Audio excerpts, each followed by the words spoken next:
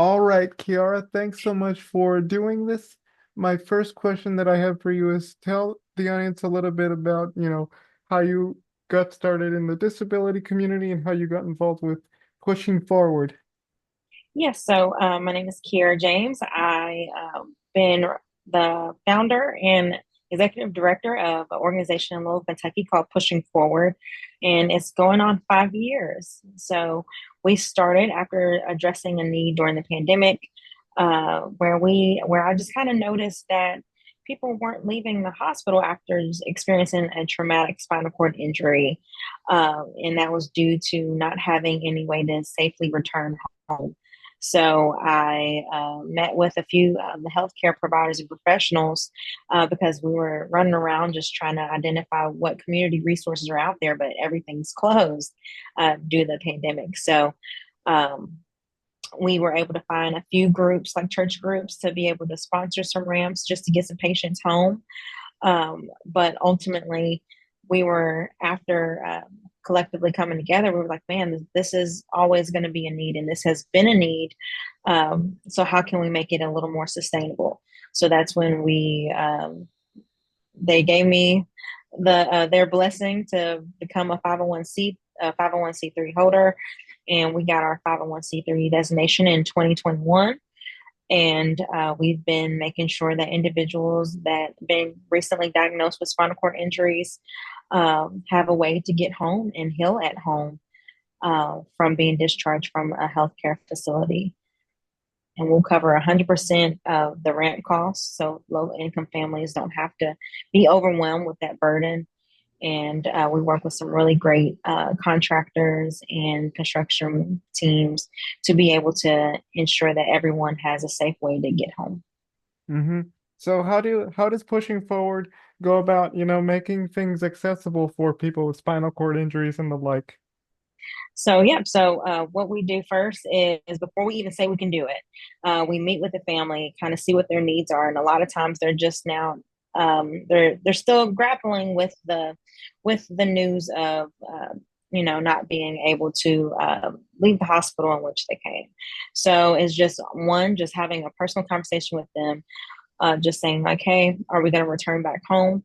And they'll say yes, but we just don't have any way to get there. So we'll have a team go out to the home with the family's blessings. They don't have to be there, but they can be there just to let us know, what we'll let them know what entryways are best to be utilized for that wheelchair ramp, whether it's the front of the home, the back of the home, but then also work with the family too to be able to let them know like, hey, we might be able to do this just because sometimes, especially in our more urban areas, the houses are so close together.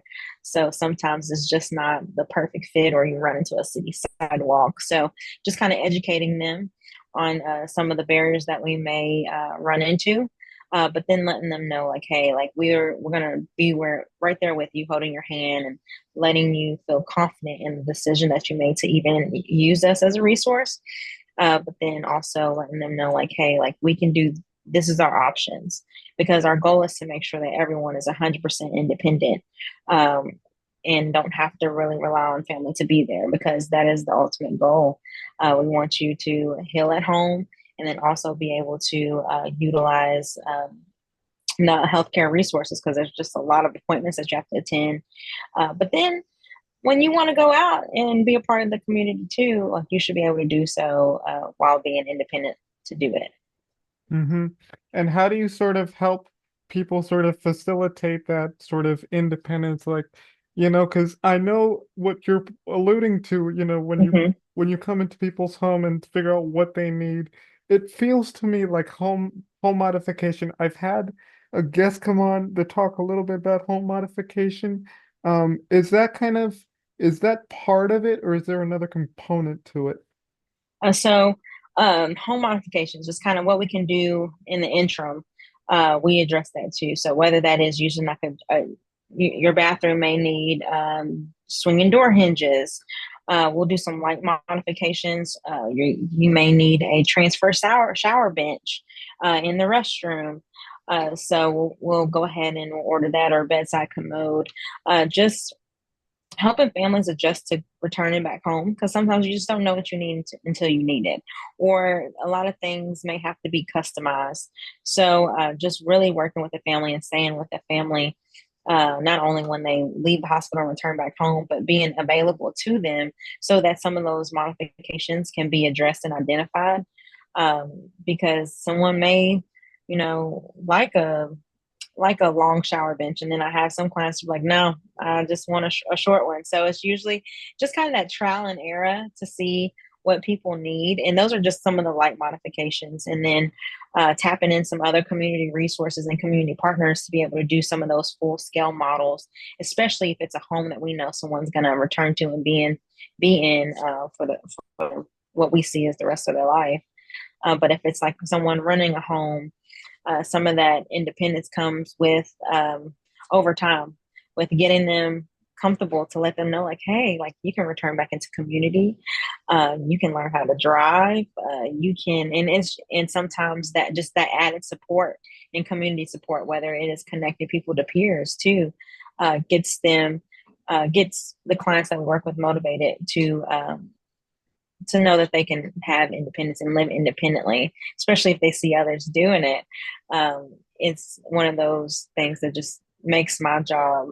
Um, it fills my cup. It fills my cup 100% when I can connect people together, especially after traumatic spinal cord injuries, and then let them know, like, hey, like they are living independently. They are driving again. Like, what are the steps that we need to take to be able to get you there as well? Mm-hmm.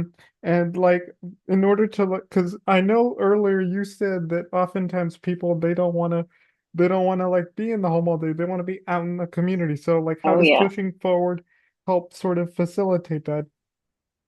Yeah. So one thing that we do is partner with other community partners to be like Gathering Strength is one of our local nonprofits here that hosts quarterly events for a spinal cord community. We provide a lot of the transportation to get people there because transportation is a big barrier to attending some of these events. So if it's transportation we can provide, we will do that. Even for non-medical emergencies, if it is just to attend the gym and go to the gym or go grocery shopping or even apartment hunting, like if they want to, like, hey, I want a new apartment, but I need transportation to do that, we will provide that transportation assistance and work with some of our local nonprofits too to be able to facilitate that. Mm-hmm. My next question, I guess, is like, how, I guess my next question is, like, how does pushing forward, like what have you seen in terms of accessibility? Like are things accessible where you currently reside at? So you're in Kentucky, right?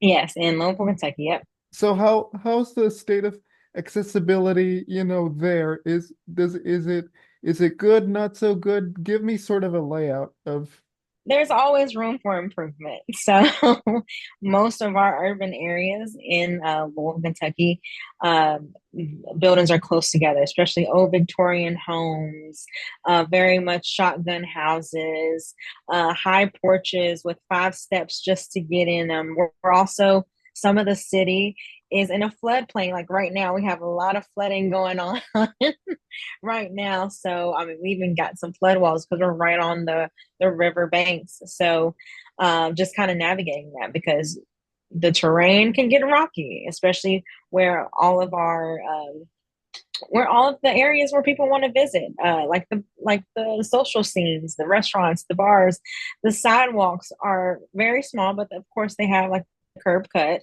but they don't have enough curb cuts. It's not wide enough, or there's many potholes and divots in the sidewalk. So that can definitely be improved. And there's been a lot of initiatives to make Louisville an age-friendly place, and that way if you cannot roll your stroller on a sidewalk, what makes you think that someone in a wheelchair is going to be able to do the same thing? So, changing people's or educating people on that you're not only the infrastructure of the city is not only inclusive to individuals with who use wheelchairs, but also to the mother who is pushing her stroller, or to, your aunt and uncle who decided to go rock climbing and hiking, and one of them fell and broke their leg, and now they're using, one of the knee scooters. But just educating our city on how important the infrastructure needs to be to make sure that we are not only setting a standard for ADA accommodation, but also universal design in how we go about remodeling a lot of the infrastructure that we currently have, because it just doesn't accommodate it doesn't accommodate a lot of wheelchair users, but also those who,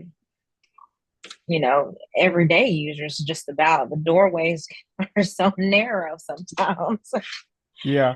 Yeah, because what I was getting at is because, how do you sort of improve the infrastructure like all across America? Because I live in Mhm. Seattle. I live in the city, so my level of accessibility and getting around places might be different from Yes. Kentucky. So how do you sort of improve that?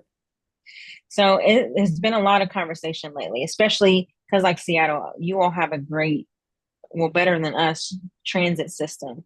They have actually reduced our transportation system here, and it's just kind of gotten to a point where a lot of wheelchair users don't feel comfortable or don't feel confident in our transportation system to get them to and from places.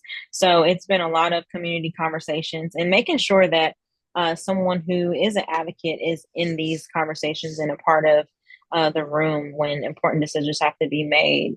So it is a lot of coming together with different organizations that are addressing some of the same issues, and then making sure that we have a voice and a seat at the table, because transportation has been definitely one of those, because we need to make sure that everyone in the community has access to it, but then also working with establishments in Louisville and making sure that at the local level that not as a bare minimum has to be met, but no, it's a standard in which new development should also include individuals who may have a mobility issue, such as a broken leg or wheelchair, but because it's not, a like you said, a one size all fit problem, but um, incorporating universal design, it kind of captures it more than like the ADA regulations and requirements that most um, contractors and buildings utilize. Hmm. What sort of impact does your organization have on your particular community? So, like when you reach out to members of your constituents in Kentucky, what have they said about you guys as an organization? Have they found really positive views about you guys, or? I think we've been invited to a lot of spaces just because a lot of people haven't been using that lens, the lens in which how we cater and support individuals in our community. Because a lot, even our participants, like they would have never experienced this or never took the time to think about some of these issues if they didn't experience it themselves. So a lot of the times it is having someone there with me, a client with me, who is an advocate for it all 100% and wants to voice some of their experiences in which they had in our community. Also, for me, being asked to be in the spaces, I never say no, just because it is an opportunity to express some of the things and some of the growing points in which we still have to navigate when it comes to a city. And then also, if we're going to be an age-friendly Louisville, like I'm going to hold our constituents to it. I'm going to make sure that in all the plans that we set for the city to be able to be inclusive and accessible to everyone, that we're sticking to that, and we're going to honor that, and we're going to make sure that these people are included in the conversation. Make sure all the clients that I serve and everyone else can be included into that conversation. What have you learned as executive director? I have learned that everyone is unique, and everyone, like you have mentioned, there's not a one shoe fits all people. There's not It's not one of those things. So taking the time to listen, but then also knowing that my clients are experts in everything that they do. So giving them a platform, giving them a space to express some of the challenges they face, because you just never know who else may need that information, whether it is a client or whether it is some of our representatives here locally. If they don't know about a problem, if they don't see a problem, then how are they going to be able to address it? So um, that's one of the things I've learned, to get more out there, especially us being a small organization and being active in our community for 5 years. I'm still finding there's a lot of people that don't really know about us. But it is through a lot of the partnerships and engagements that I have made recently that I have found that it is so important for our organization to be forward facing. Hmm. What will you guys be doing to sort of highlight the issues that you guys are facing in Kentucky with regards to accessibility and universal design? Will you guys be doing anything in the community to sort of get that out there? Oh, yes. So April is Fair Housing Month. And so we are excited to be working with the Housing Alliance of Louisville group. That is a lot of nonprofits coming together to address some of the housing challenges in Louisville, Kentucky. And so we have Advocacy Week, which is coming up the third week of April. And so we're going to be doing different things every day, even talking to Metro Council to address not only the houselessness need, the homeless needs within our city, but also what are ways that we can make housing affordable and accessible to the sense of individuals with different mobility issues and conditions, to make sure that everyone has a safe, stable, and drive home. Hmm. Lastly, how can pushing forward, make advocate advocate for people's, like getting better infrastructure or getting universal design? How can it be sort of as a launch point for like an accessible friendly world? Man, I think the best teacher is just showing people some of the challenges. So, um, a lot of my clients have to settle on living arrangements. So, it's so funny you mentioned that. Like, I am working with some students at the University of Louisville School, the college. And so, what we're doing in a couple of days is taking a tour of someone's home that just moved in, and seeing how accessible it is. And then it was the first time that this class has ever taken that public health approach to addressing um, this issue. And some of them was like, I've never once thought about, you know, people not being able to navigate their own home until you came and spoke about it in our class. And then so I reached out to one of my clients, and he was like, yes, I would love to have, literally having a conversation in his home over dinner about some of the the accessibility issues that he had to settle on, but also some of the pros in which being independent and living independently has changed his life, and what we can do as allies to be able to continue to support and advocate for more accessible housing. Hmm. All right.